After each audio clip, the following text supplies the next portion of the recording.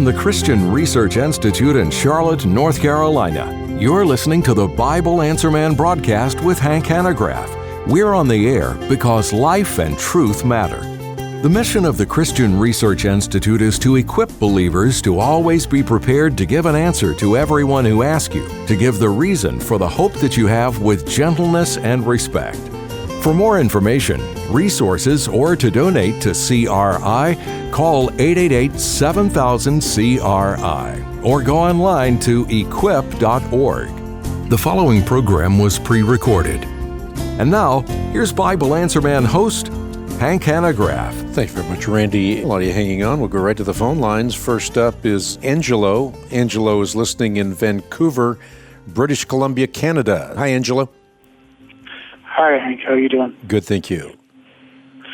I just had a question. So in all the end time chapters, Matthew 24, Mark 13, and Luke 21, it talks about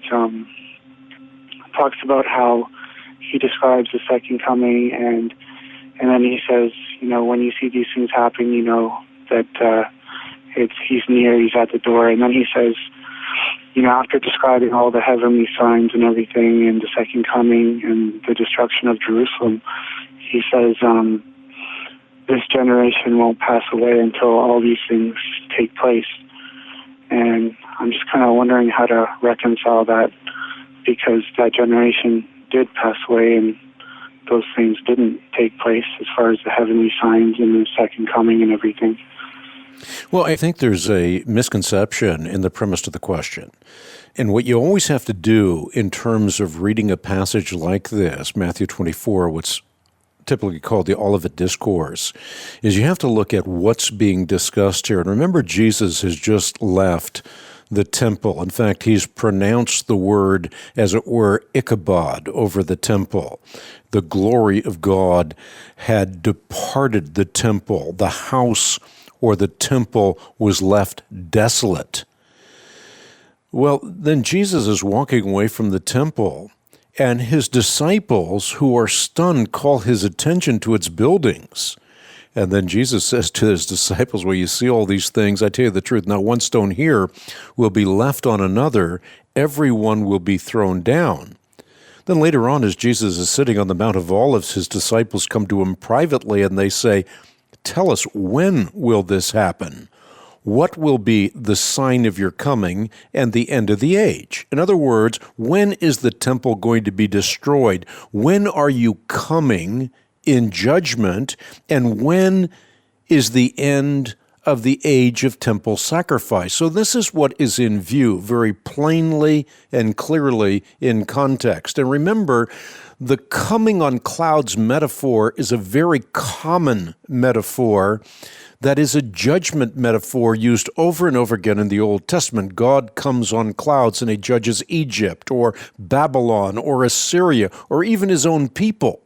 So this is a common metaphor. Jesus now uses this coming on clouds metaphor and he applies it to what is going to happen to Jerusalem, which is to say that Jerusalem and the temple are going to be destroyed because they wanted their traditions when Messiah was clearly revealed in their midst. So Jesus says in this context, the sun will be darkened, the moon will not give its light, the stars will fall from the sky, and the heavenly bodies will be shaken, which is a clue that is crystal clear to any biblically literate person that Jesus is talking about judgment. Because this language is used throughout the Bible. You can find the exact language in Joel, or you can find it in Isaiah. And that language is used with respect to empires and nations that are being destroyed and judged. So Jesus now takes the language of the Old Testament prophets and he applies it to what is going to happen in Jerusalem. And this is precisely why he says, in direct answer to your question, now learn this lesson from the fig tree. As soon as its twigs get tender and its leaves come out, you know that summer is near. Even so, when you see all these things, you know that it is near, right at the door. In fact, says Jesus, I tell you the truth, this generation. Now, he's not talking about any other generation. He's saying this generation will certainly not pass away until all these things have happened. Heaven and earth will pass away, but my words will never pass away. So Christ is emphatic here. Now, skeptics and infidels that don't know how to read the Bible and want to discredit the Bible and want to discredit Jesus say, well, he's talking about the second coming. Of course he's not talking about the second coming. The language is very clearly about his coming in judgment on Jerusalem. And therefore, those, even in the Christian community, that now want to take that judgment language and apply it to the destruction of Jews of the 21st century are simply wrong. This is not about his coming in judgment in the 21st century. It's about his coming in judgment in the first century. And because his prophecy is fulfilled, it is proof positive that when he says he will appear a second time, even so, Lord Jesus, come, for he will indeed appear a second time. Okay. Two things, but if you follow up the context, in Matthew 25, and after that, he is talking about the end time judgment, where he says that people will be separated, and the parable of the 10 virgins. Well, of course, but you see that throughout the Bible, don't you? I mean, if you look at John's expanded Olivet Discourse, where he uses similar language in places like Revelation chapter 6, you also have a vision of the eternal state. In fact, you have that in every book of the Bible, which is to say that all of the books of the Bible are giving us the ultimate end of humanity, and that is that heaven and earth will pass away, which is not to say that they're going to be utterly terminated, but they're going to be absolutely, totally changed.